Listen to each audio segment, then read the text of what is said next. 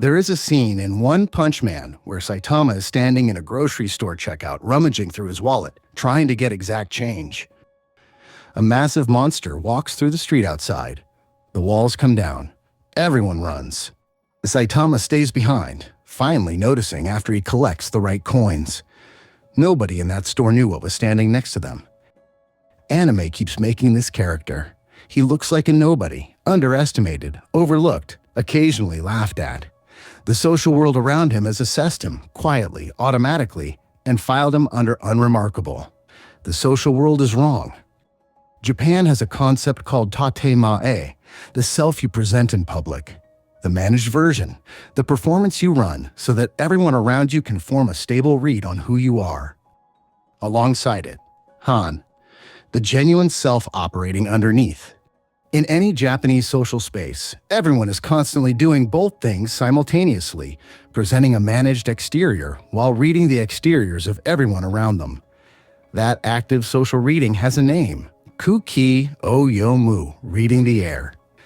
The ability to perceive what is left unsaid, to sense the atmosphere, to correctly evaluate people and situations from indirect signals.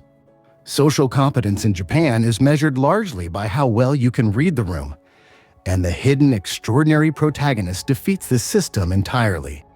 Not by being better at the performance, by presenting so little that the system has nothing to work with. He is performing Tatemae with his entire existence, forcing the people constantly reading the air to file him away as unremarkable. He lets it. He keeps letting it. Saitama is the most extreme version of this. He is not hiding anything deliberately.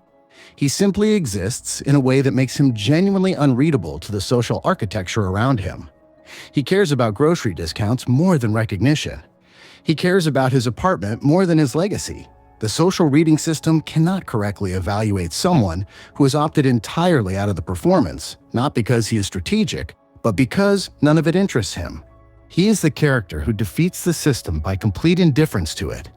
There is another channel in Japanese social culture for expressing the genuine self, one that is harder to suppress than words or behavior. It is called Kataru, communicating with the eyes. In a culture where Tatemae is maintained with precision, the eyes are where genuine feeling tends to surface despite the performance. They are the tell. Ayanokoji Kiyotaka walks into school on his first day and scores exactly 50 out of 100 on every subject of the entrance exam. Not close to 50. Not approximately 50. Exactly 50 across every subject simultaneously, which he describes as coincidence. He sits at the back. He volunteers nothing. Every person who meets him updates their read in the same direction, average, unremarkable, not worth the attention. His eyes do not agree with that read. Not warm, not cold, flat. The eyes of someone reading the room with complete precision who has decided that nobody in it needs to know that. Where Saitama defeats the social reading system through indifference, Ayanokoji defeats it through engineering. The exact midpoint on every subject is not the minimum. It is the most invisible number available, and he calculated it deliberately. A 2025 joint study by Osaka University found that 63% of Japanese workers acknowledge their professional survival depends on suppressing negative emotions and projecting a positive facade. But beneath that performance, 58% describe themselves as honestly tired of maintaining it. More than half of the Japanese workforce is doing a version of what these characters do, and more than half of them are exhausted by it. That exhaustion is what makes the hidden extraordinary protagonist feel like a fantasy. They show the mastery without the cost. Ayanokoji doesn't show the cost. He engineers mediocrity with the same precision he would apply to any other strategic problem, and he is never tired of it. Cid Kagenou is something else entirely. He is not hiding because anonymity is a shield. He is hiding because he has fallen deeply, completely, and theatrically in love with the idea of being a background character. He has choreographed his own mediocrity, not out of necessity but out of aesthetic devotion to the concept. Deliberate bad grades, deliberate weakness, elaborate internal monologues delivered to an audience of nobody. The performance of being unremarkable taken to a level of craftsmanship that is itself remarkable. He looked at the entire social architecture of concealment and decided to turn it into an art form. According to Gallup's global workplace data, 73% of Japanese workers report being entirely emotionally disengaged at work, keeping their genuine selves locked away while executing the bare minimum the external rules require. For most of them, that is not a game. For Mob, it is not a game either. The suppression he carries is the most serious version of all four. He doesn't conceal his power because anonymity protects him. He conceals it because he has seen what it does when it surfaces without control. A middle schooler carrying the weight of a god, walking through every ordinary school day as a background character, not as a strategy, not as theater, but because the alternative is harm.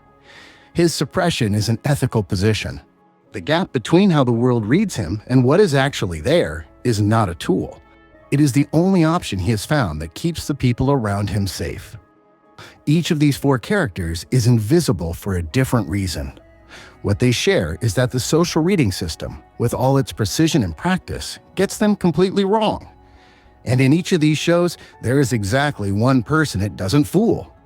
That character, the one who sees it first, appears in some version across almost every show that uses this pattern. The ability to read underneath the Tatemae, to receive someone's genuine self rather than their performance, is one of the most valued social capabilities in Japan. Most people don't do it. She does. She is not reacting to a dramatic reveal. She is not impressed by a power demonstration. She is receiving the person directly, instead of the version of him the social reading system has decided to see. That is what these shows are actually asking of the audience. Not to wait for the reveal. To ask what else they have been looking at wrong.